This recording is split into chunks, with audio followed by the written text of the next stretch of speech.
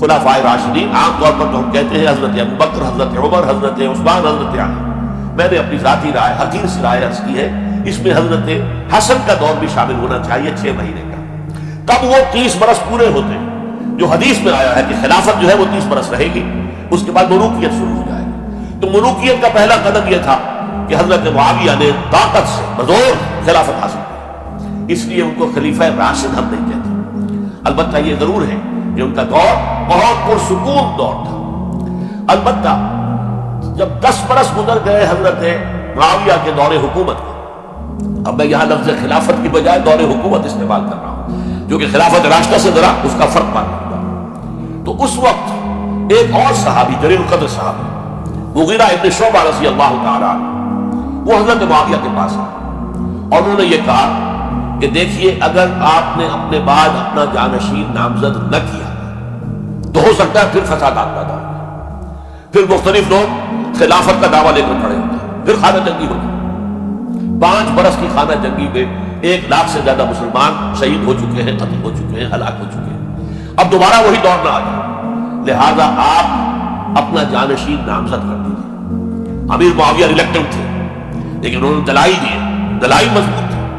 انہوں نے کہا کہ اب کبار صحابہ دنیا سے رخصت ہو چکے ہیں. وہ جماعت کہ جن کی تربیت اور تزکیہ، جن کی تعلیم حضور نے خود کی تھی اور ان کو اندر سے پاک کر دیا تھا، ان کی نیتیں بالکل پاک ہو چکی تھی، کوئی نفسانیت ان میں نہیں رہی تھی، وہ جماعت تو اکثر و بیشتر اب ختم ہو چکی، فوت پا چکے، وفات ہو چکی. لہذا اب جو ہے اکثر و بیشتر نو مسلم ہیں جو بعد کے فتوحات کے ذریعے سے اسلام لائے ہیں.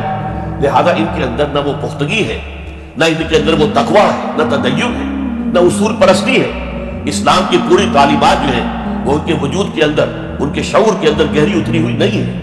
لہذا اب صورتحال وہ نہیں رہ سکے گی جو حضرت ابوبکر یا حضرت عمر یا حضرت عثمان یا حضرت علی کے زمانے میں تھی. لہذا آپ نامزد کیجیے. یہ بھی بتا دوں کہ مغیرہ ابن شعبہ کون تھے رضی اللہ تعالیٰ عنہ.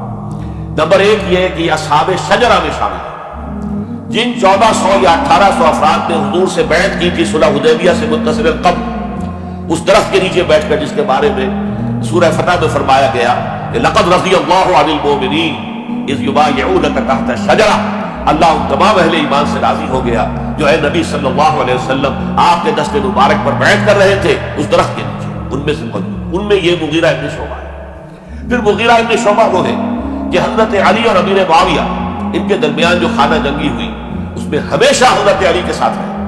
حضرت علی کے ہی وہ سپورٹر تھے، ان کے ساتھ تھے. اس پہلو سے اچھی طرح سمجھ لیجئے کہ یہ نہیں ہے کہ وہ در حقیقت کو پہلے سے وہ امیر معاویہ کے ساتھی تھے، نہیں.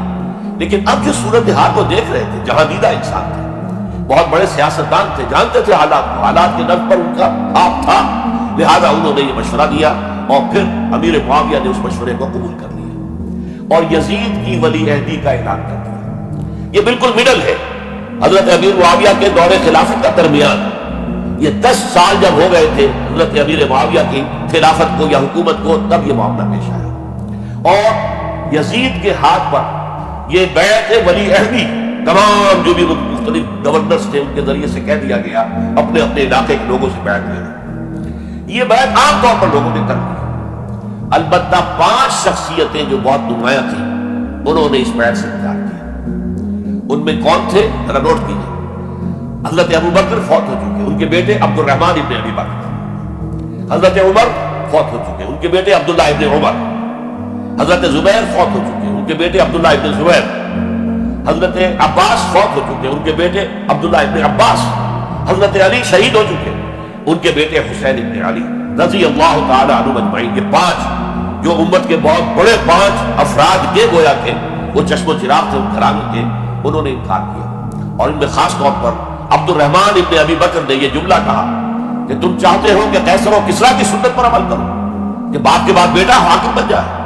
یعنی ایک قدم تو خلافت کا نظام پہلے ہی نیچے اتر چکا. مشاورت سے تو حضرت امیر معاویہ کا بھی جو نسل ہوا ہے وہ مشاورت سے نہیں ہوا. ایک درجے میں وہ جو اللہ تعالیٰ کے رسول نے عمارت بنائی تھی شاندار، اس خلافت کا جو سیاسی نظام تھا اس میں ایک تو کڑی آ چکی زوال کی کہ ایک شخص نے طاقت کے ذریعے سے خلافت حاصل کر لی. اب اس کی اگلی کڑی لانا چاہتے ہیں کہ قیصر و کسریٰ کے ذریعے سے طریقے سے خاندان کے اندر، ایک قبیلے کے اندر یہ خلافت جو ہے یا حکومت جو ہے نسل بعد نسل، باپ کے بعد بیٹا اور بیٹے کے بعد پوتا، اس کو ہم کبھی گوارا نہیں کریں۔ حضرت امیر معاویہ بہت دانشمند انسان تھے، انہوں نے ان پانچوں حضرات پر کوئی تشدد نہیں کیا، کوئی جبر نہیں کیا، بلکہ رہنے دیا، ٹھیک ہے یہ بیعت نہیں کر رہے، ابھی تو بیعت ولی عہدی ہے، کوئی حرج نہیں، لہذا کوئی جھگڑا، کوئی اس وجہ سے کوئی فساد، اس بنا پر کوئی جنگ نہیں ہوئی۔ 10 سال گزر گئے، یعنی 10 سال تک یزید ولی عہد رہا ہے، 10 سال تک، اور اس سوائے ان 5 بڑی شخصیتوں کے جو پوری امت تھی، عوام الناس تھے، ان سب نے اسے قبول کیا۔ یہ صورتحال اب تک پیدا ہوئی جب حضرت امیر معاویہ کا انتقال ہوا، یہ سن 60 ہجری ہے۔ اب سوال پیدا ہوا کہ وہ ولی عہدی کی بیعت اب بیعت خلافت میں منتقل ہو جائے گی، لہذا پھر یہ ہوا کہ سب لوگوں سے، سب گورنروں کو لکھ دیا گیا تمام صوبوں کے اندر کہ اپنے اپنے لوگوں سے بیعت لے لو۔ ظاہر بات ہے کہ وہاں کو ریفرینڈم نہیں ہوتا تھا، تو ووٹ نہیں ہوتے تھے کہ اس کی پرچیاں ڈالی جا رہی ہیں، ایک ایک شخص سے رائے دینا نہیں ہوتی تھی، بلکہ اس وقت کی جمہوریت یہ تھی اور شرائعت یہ تھی کہ ڈفرنٹ کلینز ہیں، ڈفرنٹ فیملیز ہیں، ڈفرنٹ ٹرائبس ہیں، ان کے سردار، ان کے بڑے لوگ، ان کے اہم لوگ بیعت کر لیں تو گویا کہ سب کی بیعت ہو گئی۔ وہ ایک قبائلی نظام تھا اور اس میں یہ نہیں تھا نظام کے ووٹ بنے ہوئے ہوں اور اس کی پرچیاں ڈالی جا رہی ہوں، تو تمام عالم اسلام نے گویا کہ بیعت قبول کر لی اب یزید کی بحیثیت خلیفہ۔ اب وہ جو 5 آدمی تھے ان میں سے ایک فوت ہو چکے تھے، حضرت عبد الرحمن ابن ابی بکر رضی اللہ تعالیٰ عنہما، دونوں فوت ہو گئے، لیکن باقی 4 رہ گئے۔ ان چاروں کو نوٹ کیجئے، یہ بڑا سینسٹیو ایشو ہے جس پر میں اب گفتگو کر رہا ہوں۔ ان چاروں میں کون ہے؟ عبداللہ ابن عباس، عمر میں سب سے بڑے ہوئے ہیں، اور ان کی شان یہ ہے کہ انہیں حبر الامہ کہا گیا، امت کے سب سے بڑے عالم اور قرآن مجید کے وہ سب سے پہلے مفسر۔ اصل جو جتنی بھی تفسیری روایات ہمیں ملتی ہیں حضرت عبداللہ ابن عباس کے شاگردوں سے، تابعین سے، لہذا ان کا بہت اونچا مقام۔ حضرت عبداللہ ابن عمر، ان کا مقام بھی آپ کو معلوم ہے، حدیثوں کی کتنی بڑی تعداد ہے جو عبداللہ ابن عمر سے بن گئی ہے، اور اس کو سلسلۃ الذہب کی پہلی کڑی کہا جاتا ہے۔ روایت حدیث میں جو سنہری زنجیر ہے اس کا آغاز حضرت عبداللہ ابن عمر ہے۔ ایک طرف یہ دونوں ہو گئے، ان دونوں کی رائے کیا ہوئی؟ اگرچہ کام غلط ہوا ہے، یہ اس طریقے سے قیصر و کسریٰ کی روایت پر عمل کرنا غلط ہے، لیکن یہ اتنی بڑی غلطی نہیں ہے کہ اس کی وجہ سے باہمی جنگ و جدال ہو، خوریزی ہو، ایک دوسرے کی گردنیں کاٹی جائیں اور فتنہ و فساد پیدا کر دیا جائے۔ لہذا انہوں نے یزید کی بیعت کر لی۔ 2 حضرات رہ گئے، یہ نسبتاً نوجوان ہیں، ان دونوں کی پیدائش ہجرت کے بعد ہوئی۔ ہجرت کے بعد پہلا بچہ جو مہاجرین میں پیدا ہوا ہے وہ عبداللہ ابن زبیر ہے، بلکہ کچھ عرصے تک مہاجرین میں جب کوئی پیدائش نہیں ہوئی تو وہ مکے مدینے کے منافقین نے کہنا شروع کر دیا تھا کہ یہ یہاں کے کمزور ہو گئے، نامرد ہو گئے، ان کی اولاد چلے گی نہیں۔